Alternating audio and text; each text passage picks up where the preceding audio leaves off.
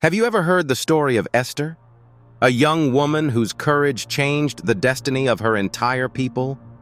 Today, we are diving into one of the most inspiring tales of bravery and faith recorded in the Bible. Stick with me. You don't want to miss this incredible story.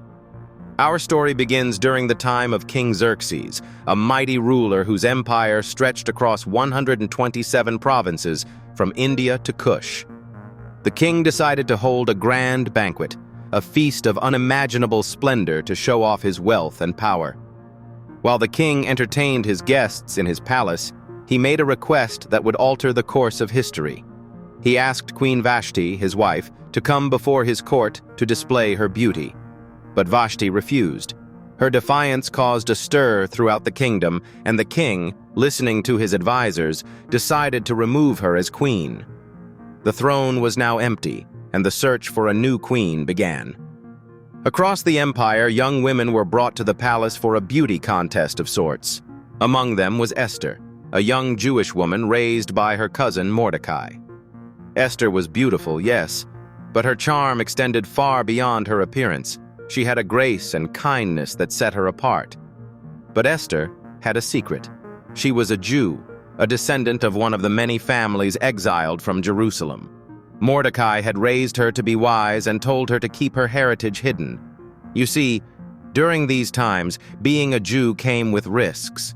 But God's purpose for Esther stretched far beyond what anyone could have imagined.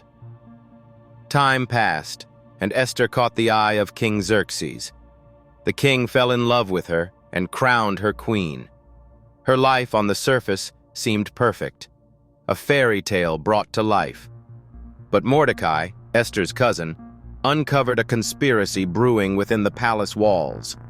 Haman, one of the king's highest-ranking officials, was plotting something sinister.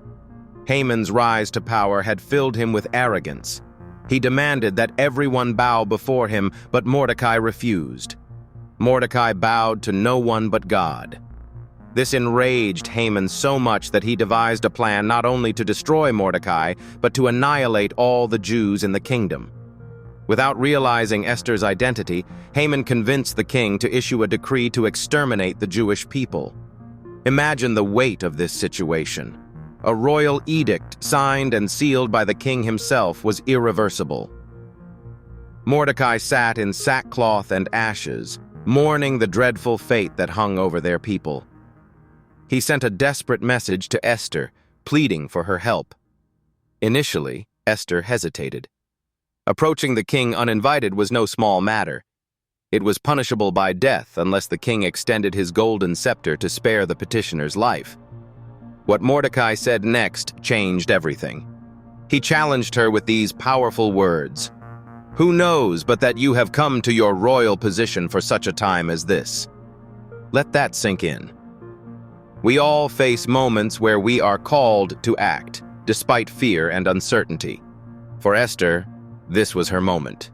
Esther resolved to take action. She asked Mordecai and their fellow Jews to fast and pray for 3 days. She too would fast, preparing her heart and seeking God's strength and guidance. Then came the moment of truth. She approached the king's throne, her heart pounding but her resolve firm. Xerxes saw her and extended the golden scepter. Her life was spared. Courageously, Esther invited the king and Haman to a private banquet. During the meal, she refrained from making her plea and instead invited them to a second banquet. Why the delay? Perhaps it was divine timing, or maybe Esther needed to gather just a little more courage.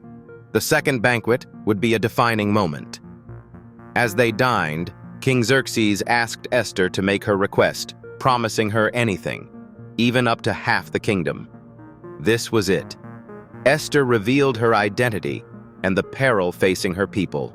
She said, "If I have found favor with you, your majesty, and if it pleases you, spare my life and the lives of my people, for I and my people have been sold to be destroyed, killed, and annihilated." The king was furious. "Who is this man who has dared to do such a thing?" he demanded. Esther pointed to Haman. The truth was exposed. Haman's plot turned back on him, and justice was served. Haman was executed, and another decree was issued by the king, allowing the Jews to defend themselves. God's people were saved. Think about that for a moment. A young woman, risking her life, changed the course of history.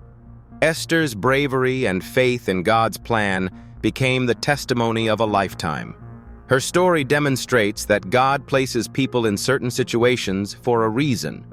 You might be the one chosen to stand up for a cause, to help the voiceless, or to make a difference in someone's life.